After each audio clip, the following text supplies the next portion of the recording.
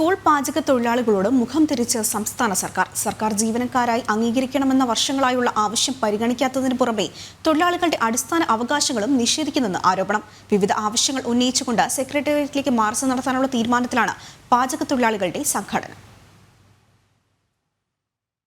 13,000-ലധികം പാചക തൊഴിലാളികളാണ് ഈ മേഖലയിൽ ജോലി ചെയ്യുന്നത്. 6,000-ലധികം പേർ ഇവരുടെ സഹായികളായും ജോലി ചെയ്തു വരുന്നുണ്ട്.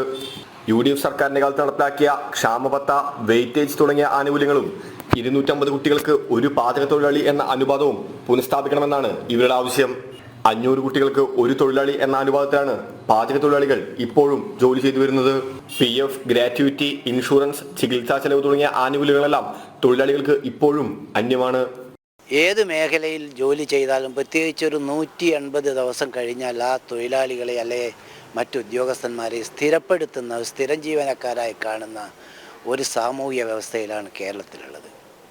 എന്നാൽ വർഷങ്ങളായി ഈ 40-45 വർഷം ചെയ്ത തൊഴിലാളികളെ അവർക്കൊരാനുകൂല്യവും PF, ഗ്രാറ്റുവിറ്റി, അതുപോലുള്ള പെൻഷൻ, മെഡിക്കൽ അലവൻസ് ഒന്നും തന്നെ ലഭിക്കാതെ നിൽക്കുന്ന ഒരു മേഖല ഏതാണെന്ന് ചോദിച്ചാൽ സ്കൂൾ പാചക തൊഴിലാളി മേഖലയാണ്.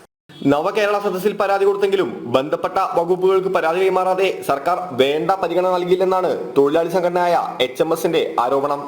ആഴ്ചകൾ കഴിഞ്ഞ് ആ പരാതിയിൽ ആ തൊഴിലാളികൾക്ക് വന്ന ഉത്തരം നിങ്ങളുടെ പരാതി DD ഓഫീസിലേക്ക് അയച്ചു എന്നുള്ളതാണ്. അതിൻ്റെ ഒരു വിരോധാഭാസം നാം മനസ്സിലാക്കേണ്ടത് കേരളത്തിലെ മുഖ്യമന്ത്രിയും തൊഴിൽ വകുപ്പ് മന്ത്രിയും വിദ്യാഭ്യാസ മന്ത്രിയും കൂടി ചേർന്ന് എടുക്കേണ്ടുന്ന ഒരു തീരുമാനം, ഒരു ഉത്തരവ് ഈ DD ഓഫീസിൽ അയച്ചത് കൊണ്ട് എന്താണ് ഗുണം? അതുമാത്രമല്ല, ആ തൊഴിലാളികളോട് ചെയ്യുന്ന ഏറ്റവും ക്രൂരമായ ഈ നടപടിക്രമമാണ് ഈ നവകേരള സദസ്സിനകത്ത് അവരുടെ പരാതി സ്വീകരിച്ചുകൊണ്ട് ഈ സർക്കാർ ചെയ്തത് എന്ന കാര്യം കൂടി ഇവിടെ സൂചിപ്പിക്കേണ്ടത്. വർഷങ്ങളായി ആനുകൂല്യങ്ങളൊന്നും ലഭിക്കാതെ പണിയെടുക്കുന്ന പാചക തൊഴിലാളികളോടുള്ള സർക്കാരിന്റെ അവഗണനയ്ക്കെതിരെ ശക്തമായ പ്രക്ഷോഭത്തിന് ഒരുങ്ങിയിരിക്കുകയാണ് തൊഴിലാളി സംഘടന. ജനം, കോഴിക്കോട്.